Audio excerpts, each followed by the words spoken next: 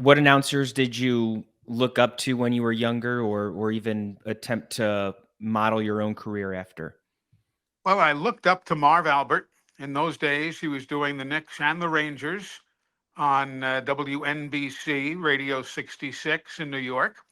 I looked up to Bob Wolf, who had been doing the Knicks and the Rangers on television in those days.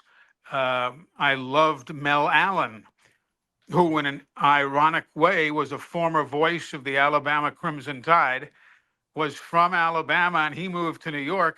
I was from New York, and I moved to Alabama.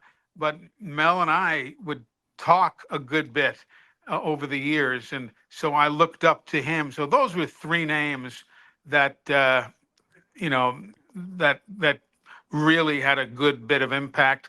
Then I got to meet Bob Costas when he and I were both young guys working in the Eastern Hockey League. And since then, of course, guys like Kevin Harlan has become a dear friend, and I love listening to his work. The descriptions that he does are par excellence. So I've been impacted by a number of different guys over the years. Is it at all difficult to craft your own style when you're I mean, No, did you try to model yourself after anybody specific, or were you always just yourself in the booth? I was just me. I was always told by these guys, and I talked to all of them.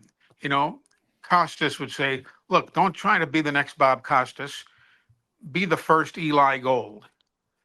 And that's the same thing I heard from Marv, and the same thing I've heard from others. Don't try, and I tell that to people today when I talk to young folks who want to be I want to be the next Eli Gold. I said, well, don't be the next Eli Gold. Be the first Joe Smith or whoever it is I'm talking to. Be yourself. Uh, so no, I did not. I did not. I'm sure I learned. I know I learned things Yeah. and stole things from those guys even to this day. I mean, it was probably, I don't know, 10 years ago, whatever it was. I was listening to Kevin Harlan doing a Monday night football game. And I noticed that when the quarterback was in the shotgun, Kevin would say, "Here comes the snap," to whomever it was. The snap is belt high or chest high or whatever. I had been saying on the air, he's in the shotgun, here's the snap, and he looks and does this. I didn't say where the snap was. And not that it mattered necessarily, but it mattered if you wanted to get better. Sure. So I listened to stuff that Kevin did, and I learned from that. Verne Lundquist, a dear, dear friend, to whom I still talk every week. We stay in touch every week. We usually gather together on Wednesdays and shoot the breeze. And I learned stuff from him.